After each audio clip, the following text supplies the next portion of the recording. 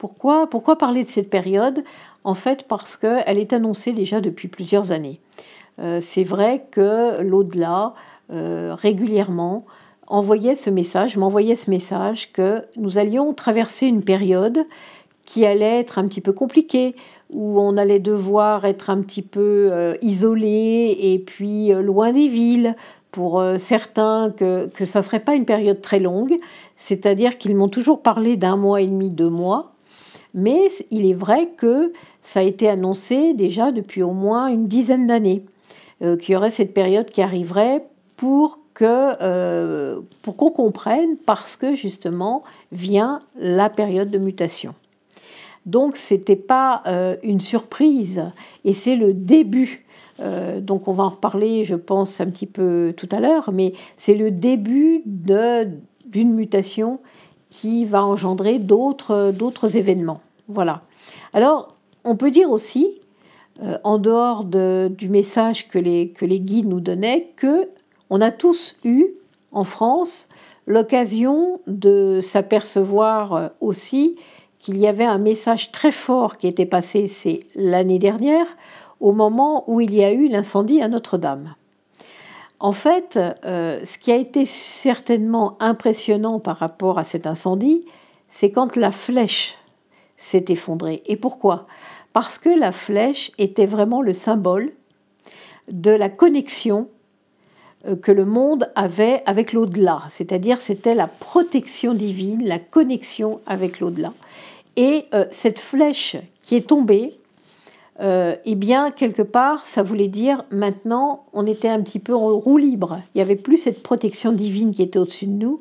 Donc, ça nous annonçait une période qui allait être un peu plus compliquée.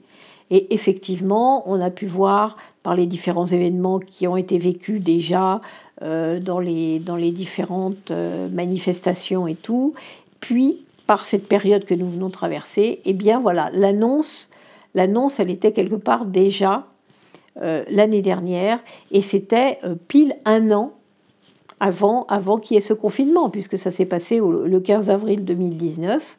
Donc c'était vraiment 1 an avant ce confinement, où on avait été prévenu de manière symbolique qu'effectivement il allait y avoir quelque chose qui allait se dérouler. Et ce qui était très symbolique, c'est de voir aussi qu'on allait le dépasser, qu'on allait s'en sortir, puisque la photo qui a été extrêmement forte, ça a été de constater que la croix, par contre, était restée intacte au milieu des cendres à Notre-Dame, dans la cathédrale de Notre-Dame. Voilà. Donc, là aussi, ça avait été, c'était un petit peu une alerte qu'on avait pu comprendre, qu'on pouvait comprendre. Donc, dans cette période de mutation, le Covid, disons que c'est la première chose, le premier événement. Il y en aura d'autres. Il y en aura d'autres. Alors, ce n'est pas du tout alarmiste, hein. Absolument pas. C'est simplement qu'on rentre dans cette période où on doit comprendre et réaliser qu'on ne va plus vivre comme on a pu vivre avant. C'est vraiment un autre temps dans lequel on rentre, et c'est pour aller vers une évolution positive, pour un mieux-être, pour vivre d'une façon beaucoup plus sereine que l'on peut vivre actuellement, que celle que l'on vit actuellement. Donc, ils nous disent qu'on a jusqu'en 2024 pour, en fait, comprendre qu'on doit totalement changer notre façon d'être, notre manière de vivre, un petit peu par rapport à tout ça. Je vais vous en parler après. Mais donc, on a en 2024, pourquoi 2024, ne me le demandez pas, parce que les guides m'ont parlé de 2024, mais ne m'ont pas encore dit le pourquoi. Donc, dans cette période, on va avoir différents moments où il y aura des chaos, des choses qui seront un petit peu compliquées, pour nous détacher de ce qui était l'avant et pour qu'on passe dans un nouveau monde, quelque part. C'est ce qu'on est en train de préparer. Voilà. Alors, ce qu'ils ont pu aussi me dire, et c'est pour ça que c'était important que j'en parle, parce que je ne voulais pas garder tout ce que j'ai reçu pendant cette période, eh bien, ce qu'ils m'ont dit aussi, c'est que le Covid, en fait, partirait comme il était venu, si nous comprenons, si nous arrivons à réaliser qu'on ne peut plus vivre comme avant. Et donc, je pense que c'est ça qui est vraiment le principal à retenir, c'est de ne plus continuer notre parcours de vie comme on a pu le faire avant, sans s'occuper des choses, en étant un petit peu dans notre petit confort individuel. Ça, c'est très important d'en prendre conscience maintenant. Et c'est pour ça que je tenais absolument à vous faire passer tous ces messages que j'ai reçus. Alors, c'est vrai qu'on m'a demandé, dans les premiers temps du confinement, j'ai eu pas mal d'appels où on me disait « mais il serait bon que déjà vous nous parliez des messages que vous recevez ».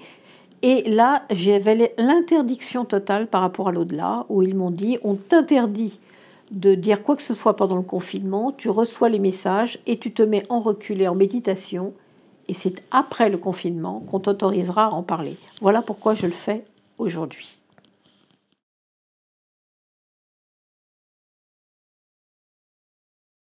Alors, ce qui est très intéressant, c'est en fait quand ils m'ont donné ces messages et qu'ils m'ont un petit peu expliqué pourquoi le coronavirus. En fait, le corona, c'est la racine du mot latin couronne.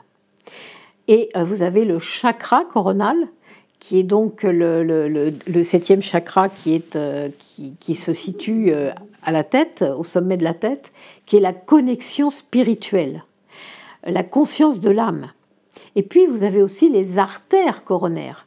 Et les artères coronaires, elles servent à irriguer le cœur.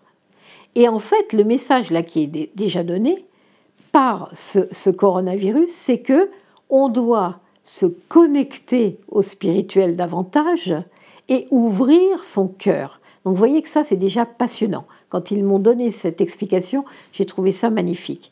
La couronne, c'est la lumière, en principe. L'auréole, par exemple. L'auréole qu'on met autour d'une tête, c'est la lumière, c'est toute cette connexion qui est magnifique avec l'au-delà.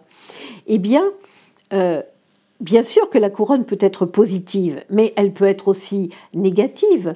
Si on prend, par exemple, la couronne d'épines de Jésus. Or, eh bien, le coronavirus a une forme de couronne, d'où partent plein de grains de poussière, on va dire, qui vont bloquer les poumons. D'accord ? Des grains de poussière qui, comme les épines, au départ, ont une connotation négative, bien sûr, pour ceux-là qui l'ont vécu, mais c'est avant tout donné pour une transformation. C'est ça qu'il ne faut pas oublier, c'est qu'il y ait cette transformation. C'est-à-dire qu'on bloque pour transformer en positif. En fait, les messages des guides, c'est toujours tourné vers ce positif, voyez. Et ce qui était quand même aussi intéressant dans ce qu'ils m'ont donné, c'est que les poumons, par cette maladie, étaient touchés, là, actuellement. Et on m'a dit, eh bien, la comparaison, c'est que les poumons des hommes étaient touchés et qu'ils n'arrivaient plus à respirer, comme la Terre n'arrive plus actuellement à respirer. Donc tout ça a été extrêmement symbolique, en fait. Je reviens un petit peu à ce que je vous disais tout à l'heure par rapport à 2024. Ça n'a rien de négatif, il ne va rien se passer en 2024 d'épouvantable. C'est simplement, c'est comme un délai qu'on nous donne pour que notre conscience s'ouvre davantage. Vous savez qu'on passe des paliers où on a une ouverture d'énergie supplémentaire. Et donc ce 2024, ça sera une montée en énergie supplémentaire, mais pour cela, il faut déjà qu'on ait la conscience qui s'ouvre davantage pour qu'on puisse justement franchir ce palier. C'est tout simplement ça, donc ça n'a rien de négatif, je vous rassure, c'est très important parce que les guides ne nous donnent jamais des messages alarmant où on va rentrer dans la peur. Si vous recevez un message, si on vous donne un message où vous rentrez dans la peur, ce n'est pas un message qui est donné par un guide. Les guides sont toujours dans ce côté positif de nous expliquer les choses. Donc je pense que ça, il fallait faire cette parenthèse. Alors, je vous ai expliqué le coronavirus, mais on m'a donné aussi cette possibilité de comprendre le Covid-19, la signification. En fait, j'ai eu la chance d'avoir suivi pendant pratiquement 5 ans une formation en numérologie avec une femme extraordinaire qui m'a donné les symboliques des nombres et qui m'a vraiment fait aimer la numérologie.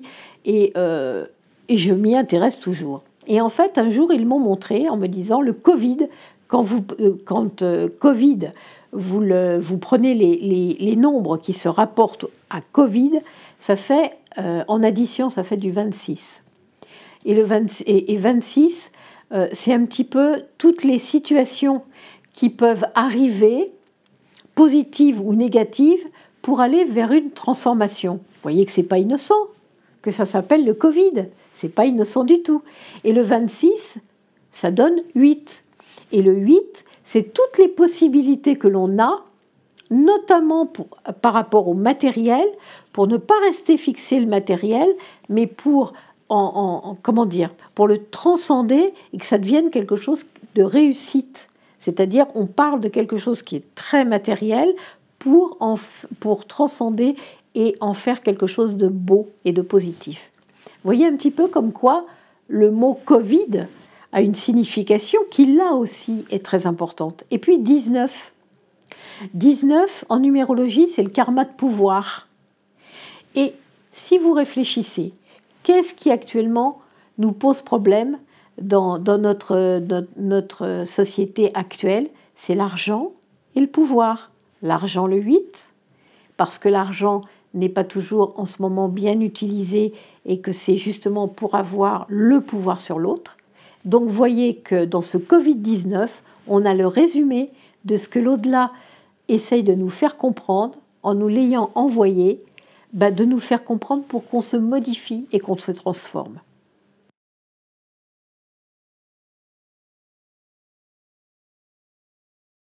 Alors, en fait, qu'est-ce qu'on pouvait réaliser avec ce confinement?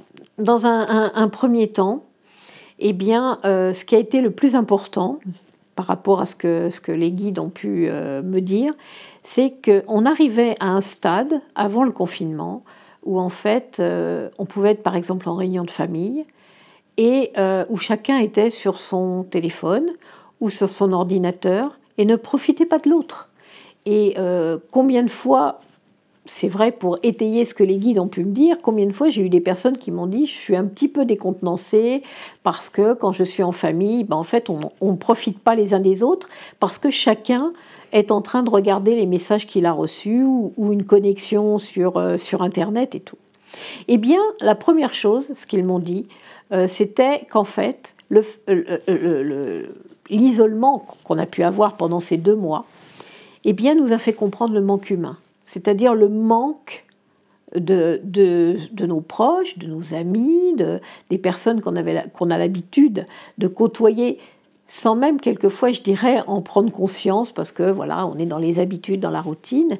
Et bien là, ce manque humain, d'un seul coup, est ressorti beaucoup plus fort parce qu'on avait besoin, on avait envie de les voir. Mais de les voir, on pouvait les voir par écran interposé.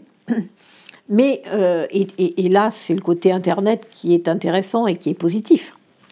Mais en fait, on avait besoin surtout d'avoir ce contact physiquement, d'être là, d'être en présence de la personne qu'on aime. Et c'est ça qui a été le plus compliqué, et ils nous ont dit en même temps le plus positif pour réaliser qu'en fait, il n'y a rien de plus fort que le contact humain avec les gens que l'on aime. Le toucher, donc le voir physique. Se rendre compte aussi combien Internet peut être polluant, alors peut être excessivement positif pour beaucoup de choses, mais peut être aussi très polluant si on n'en prend pas garde, parce que c'est addictif très vite. Donc voilà la première réaction que le Covid pouvait nous faire un petit peu réaliser, c'est ce manque humain. Et puis, le message qui était très fort aussi, qui a voulu être passé à travers ce confinement qui a duré pendant ces 2 mois, c'est de prendre conscience de l'égalité des hommes sur Terre face à l'univers. C'est-à-dire que les hommes entre eux ne se considèrent pas tous comme égaux, mais vu de l'univers, vu de l'au-delà, pour eux, nous sommes tous pareils. C'est-à-dire que là, par rapport à cette maladie, il n'y avait pas de différence entre les couleurs de peau, il n'y avait pas de différence entre les religions et il n'y avait pas de différence entre les riches ou les pauvres. Tout le monde entier était confiné, enfin une bonne partie du monde était confiné, et là, quelle que soit la position sociale ou les pensées ou les différents pays. Et ça, ils nous ont dit, à l'époque actuelle maintenant, il faut que vous preniez conscience de cela pour cette mutation qui est en train de se mettre en place, pour ce changement où tout ce qui sera, toute forme de racisme, quel qu'il soit, ne pourra plus être acceptable. Donc là aussi, c'était important.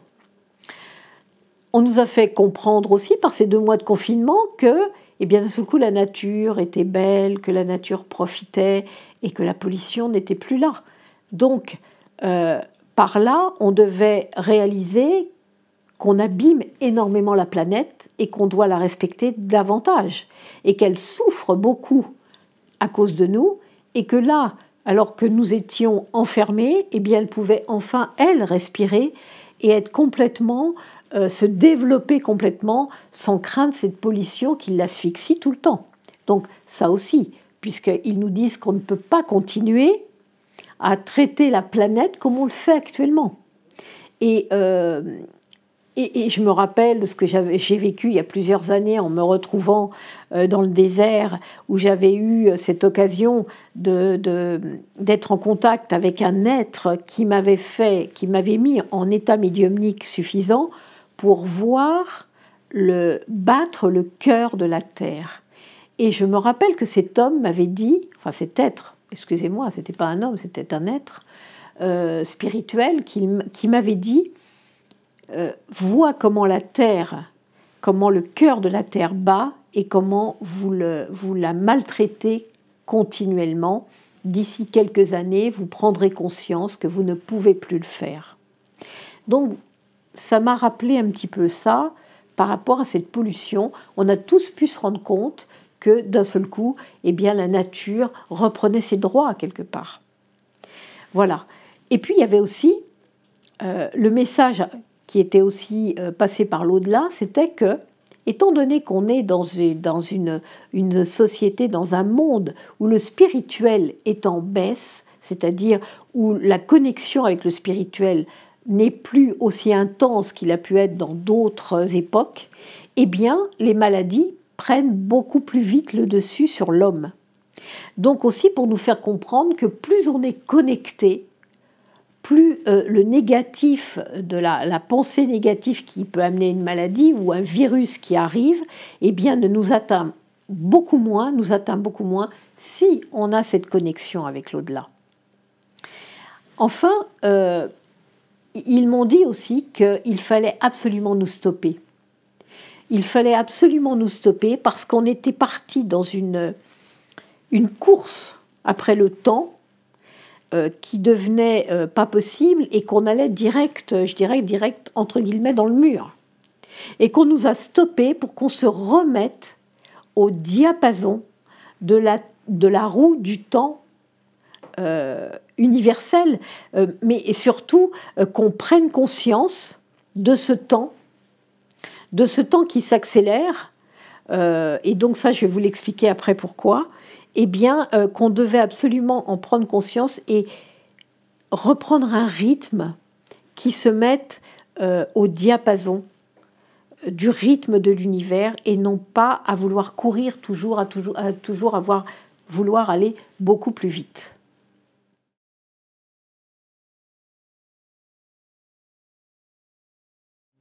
Alors les animaux, question chère à mon cœur, parce que c'est vrai que plus j'avance dans mon parcours terrestre et plus les animaux me touchent.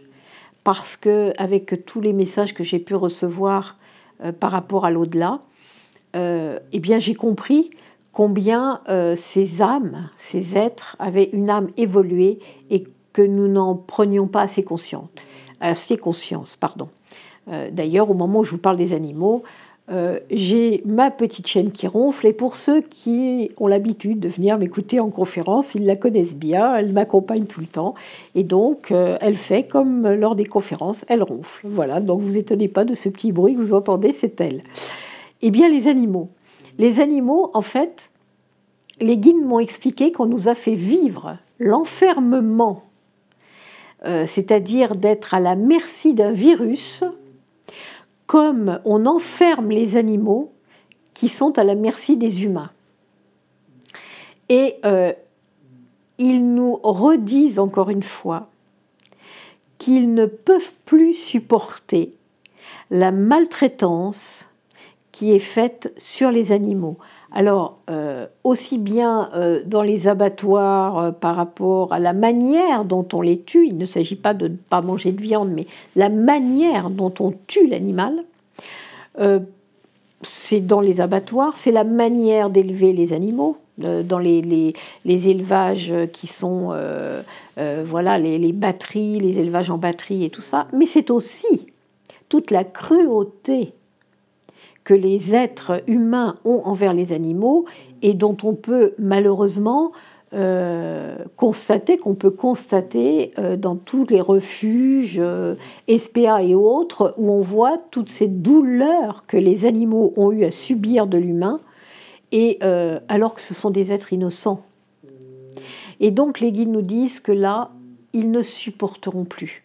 Ils ne supporteront plus qu'on puisse faire du mal, quel qu'il soit, aux êtres, aux animaux qui ont une évolution, qui sont des êtres avec des âmes très évoluées et qui sont là pour essayer de nous faire comprendre, de nous faire évoluer, de nous faire grandir à travers justement cette cruauté qu'on peut avoir, d'essayer de nous faire comprendre que pourquoi cette cruauté, pourquoi être dans la méchanceté et pourquoi ne pas être dans l'amour. Et d'ailleurs, pour ceux qui me connaissent un petit peu, ils savent que Edgar Cayce, qui était un médium du fin 19e, début 20e, et qui est vraiment un être que j'aime beaucoup, et j'ai donné beaucoup de conférences sur Edgar Cayce, eh bien, il y a 100 ans en arrière, il parlait déjà des animaux par des messages qu'il avait reçus en disant que l'au-delà demandait à ce qu'on ne les maltraite plus, parce que sans ça, nous aurions plein de virus et de microbes qui seraient passés à l'homme, parce que pour nous faire comprendre qu'il fallait qu'on cesse de se comporter de cette manière-là.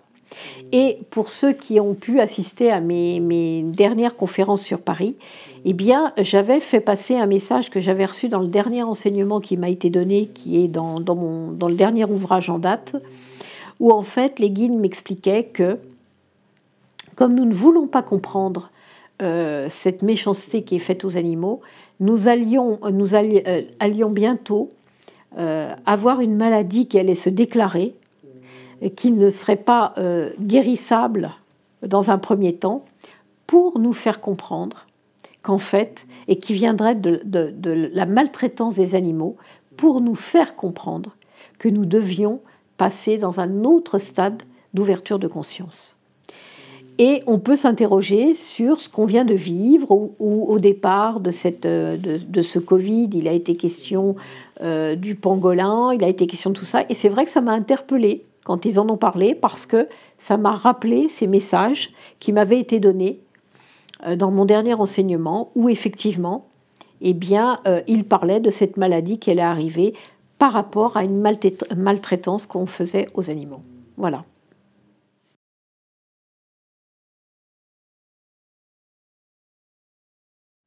Alors, ce qu'on a à comprendre d'autres aussi par rapport à ce confinement et ce coronavirus, c'est que on ne peut plus se permettre maintenant d'être tiède.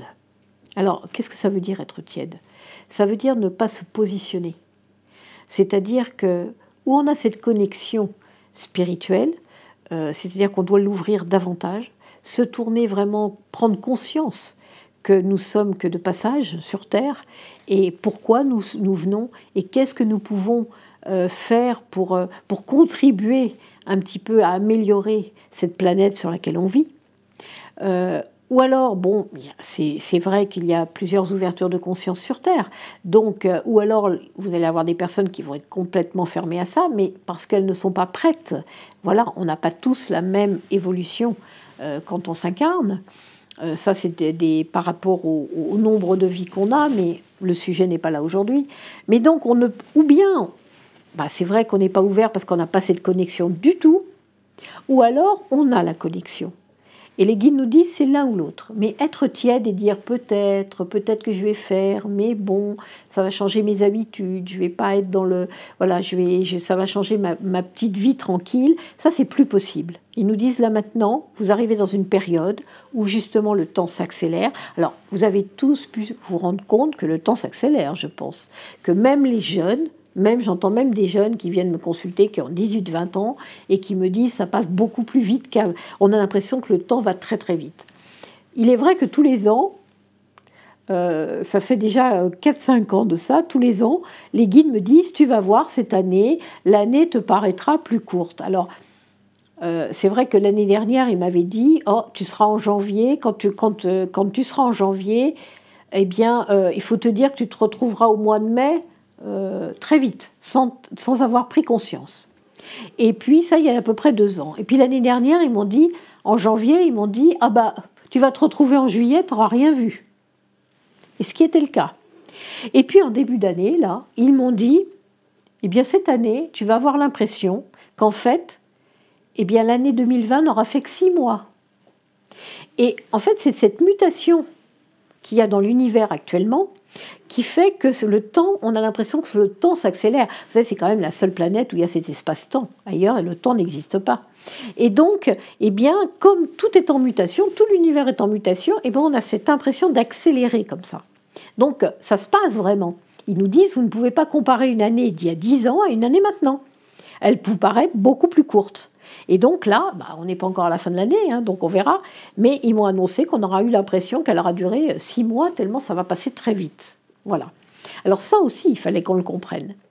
Et puis, alors, sans minimiser le chagrin par rapport à ceux qui ont eu la douleur de perdre un être du coronavirus pendant cette période de confinement, il n'est en aucun cas... bien sûr, question de minimiser quoi que ce soit dans le chagrin que vous avez pu avoir si vous avez vécu le deuil par rapport à un proche. Mais moi, je leur ai demandé en leur disant c'est quand même incroyable, ces êtres qui s'en vont de cette maladie. On nous a toujours dit, on nous explique qu'on choisit notre départ. Donc je leur ai posé la question en leur disant mais ces êtres qui sont partis du coronavirus, là, ont choisi aussi. Donc, ils m'ont dit, oui, bien sûr. Et je leur ai dit, mais en fait, ils ont choisi un départ qui était quand même particulièrement compliqué. D'abord par ce manque de respiration, cet étouffement, et puis en plus d'être isolés, de ne pas pouvoir être avec leur famille, d'être complètement mis à part, je dirais. Et même pour certains, de ne même plus être dans la même région, puisqu'on a pu entendre qu'il y avait certains qui étaient transportés dans d'autres hôpitaux complètement à l'autre bout de la France, par exemple, ou même à l'étranger pendant un certain moment. Et je leur ai dit, mais enfin, c'est incroyablement difficile pour ces êtres qui non seulement sont conscients qu'ils vont partir, qu'ils vont passer de l'autre côté, mais qui en plus ne peuvent même pas dire au revoir à leurs aimés, à leurs enfants, à leurs conjoints, à leurs parents, et qui, quelque part, vont mourir seuls. D'ailleurs, ça m'a interpellée, où on avait vu un jour un monsieur qui parlait et qui disait que il savait qu'il allait mourir seul et que c'était dur pour lui. Et donc, je leur ai dit, mais ces âmes, pourquoi elles ont choisi un départ aussi lourd? Et les guides m'ont dit, vous ne pouvez qu'être humble par rapport à eux, et les remercier parce qu'ils sont partis pour que vous compreniez combien la vie est fragile sur Terre, qu'elle peut basculer à tout moment et qu'il faut absolument que les choses changent et qu'on ait une autre conception de la vie sur Terre, qu'on ne soit plus fixé sur notre matériel ou notre petite vie, mais qu'on comprenne qu'il y a cette connexion qui est là, qu'on doit réaliser ce qu'est la Terre, la chance qu'on a d'être sur Terre. Et bien ces êtres qui sont partis là ont accepté de partir de cette manière-là pour nous faire avancer, pour nous faire évoluer. Et donc on ne peut que les remercier. Voilà.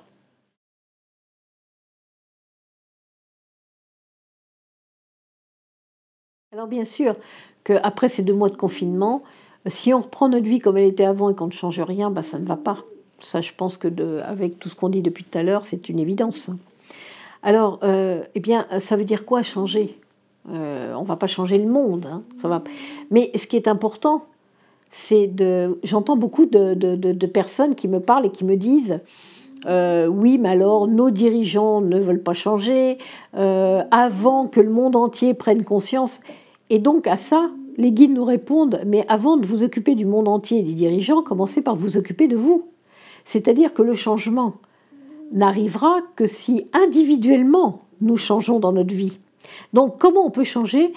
Eh bien, ces 2 mois de réflexion, parce qu'on va dire que c'était plus ça, enfin c'était de la réflexion, eh bien ces 2 mois de réflexion ont pu nous amener à nous dire qu'est-ce que je veux continuer, qu'est-ce que je ne veux pas continuer, qu'est-ce qui ne me convient plus, que ça soit dans le travail, que ça soit dans notre façon de vivre, dans notre vie personnelle, ou que ça soit par rapport à nos amis, si on les délaisse, ou si on ne prend pas, ou si on n'a jamais le temps de rien.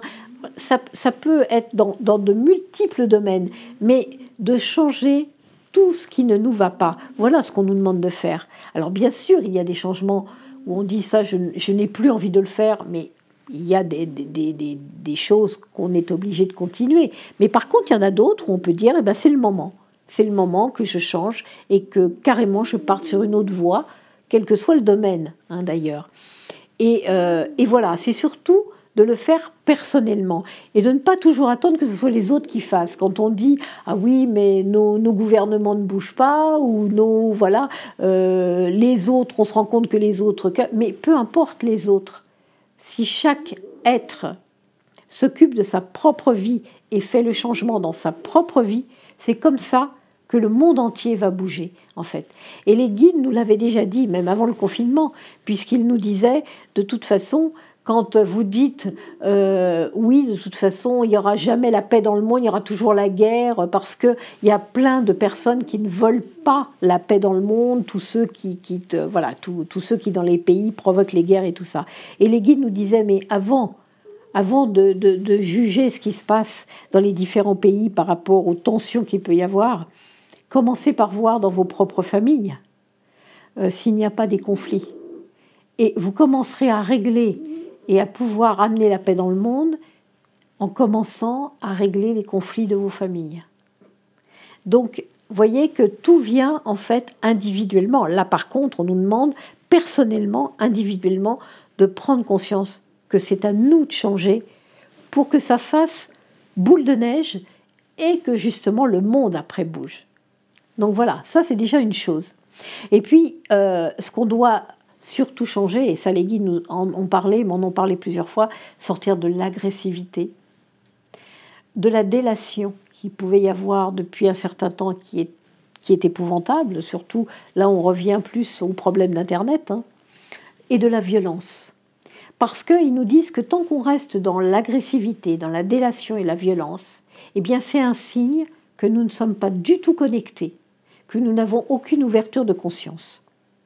Parce qu'à partir du moment où on commence à être connecté, à avoir cette ouverture de conscience, eh bien on réalise qu'on ne peut plus être dans ces 3 comportements, parce que ça ne correspond pas à la profondeur de notre âme. Donc ils nous disent, réalisez ça. Sortez de ces instincts qui peuvent être compliqués chez l'être humain pour vous ouvrir votre conscience, et donc automatiquement vous ne serez plus dans ces comportements-là.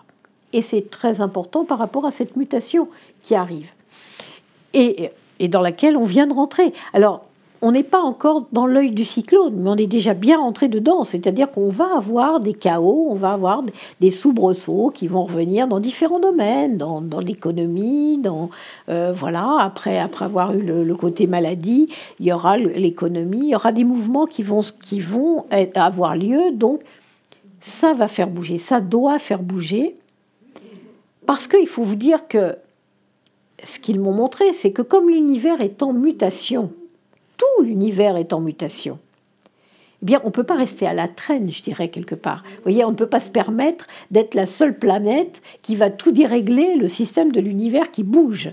Donc, il faut qu'on suive, absolument. Parce que sans ça, bien sûr, on va se mettre à fonctionner à l'envers, et c'est là où on aura plein de chaos et plein de choses qui ne vont pas aller. Tant qu'on n'aura pas compris qu'on doit se remettre bien, au diapason de l'univers et être en mutation comme les autres planètes, comme les autres systèmes solaires qui font partie de l'univers. Donc c'est indispensable qu'on bouge, indispensable.